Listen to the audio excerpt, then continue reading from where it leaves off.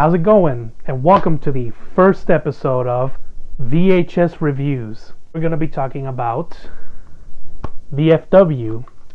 Now, if you've never seen VFW, then let me tell you, if you're a fan of John Carpenter's films, you are going to love this big time.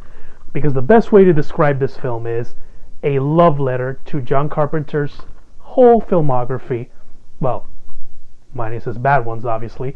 But with VFW, you get basically Assault on Precinct 13 on steroids. It has a lot of similarities with that movie, except the fact that there's a lot more violence in this one.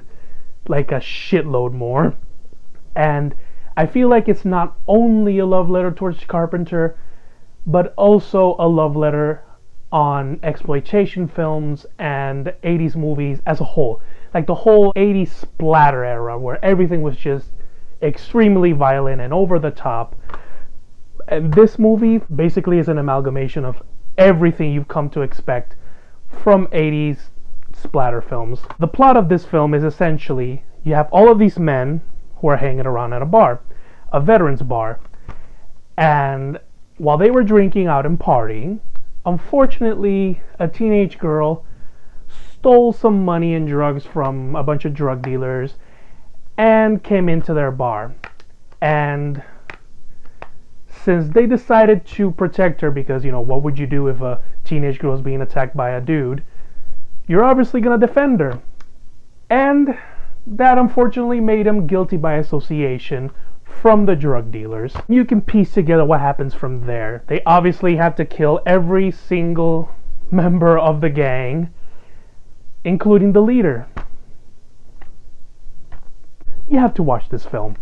Now, like I said before I said the synopsis, what I can tell you that this film does, that I haven't already said, is that unlike Assault on Precinct 13, which I do love, don't get me wrong, that movie to me is near perfect.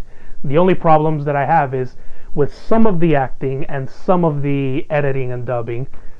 But this movie actually fixes the problems that Assault on Precinct 13 has.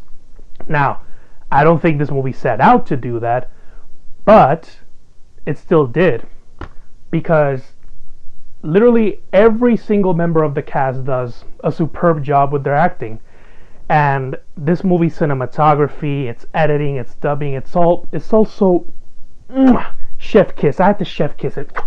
It's just so perfect. And I cannot love this movie more for it. Now, do I think it's better than Assault on Precinct 13? Obviously not, because without that film, this film wouldn't exist. I mean, hello. But it does, things that are a lot better than Assault on Precinct 13. And I don't think this movie is, came out trying to outdo it, because what this movie does is just a simple action story. Obviously an action story that you've come to expect from the 70s and 80s, but still a great action story. Now, if you are someone that doesn't like violent movies, then yeah, this movie is not for you, because this comes with the violence. Part of the aesthetic of this movie is the violence, because again, this is just an amalgamation of everything you've come to expect from 80s movies and also Carpenter movies. But the reason why I'm comparing this to Carpenter's first film is basically because it has the same plot elements, it has the same setup, and it also tries to make you care about the characters through dialogue alone. Because obviously you need to care about these war veterans when they defend themselves from the gang. And I honestly believe that it does so perfectly, because at least from my experience, I cared about every single war veteran, including the asshole who played the karate instructor in Karate Kid. And you just really feel bad about these dudes because they were just drinking, having a good time. Hell, the owner of the bar was supposed to celebrate his birthday.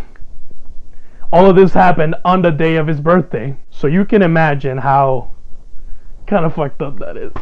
One thing I really love that I mentioned before is the movie cinematography. because unlike Assault on Precinct 13, this movie really wanted you to love its cinematography, because it really, really, really wanted to give us a neon-filled story that you just can't help but love the lighting. Because again, this film just wants you to love everything 80s, and since I'm someone who is a fan of 80s aesthetics, this movie again is perfect for me. This literally just checks off every single list I have from what I want to see in a movie. There's literally no complaints, at least from my part. I think this movie is perfection, and it's one of my favorite movies. I know that's kind of a big statement, and I might disappoint you a little by the way I'm hyping this up, but I just can't help it, because this film is perfection. Again, this film is perfection, and I cannot recommend this more. And that's it. That's my thoughts on the movie. Let me just put it back here. Now, thank you for watching the first episode of VHS Reviews. I know it's a bit short. I know it's kind of iffy. Consider this like a pilot for what's to come. If you like what you see, then please like, subscribe, and please share this video. And remember, be kind and rewind.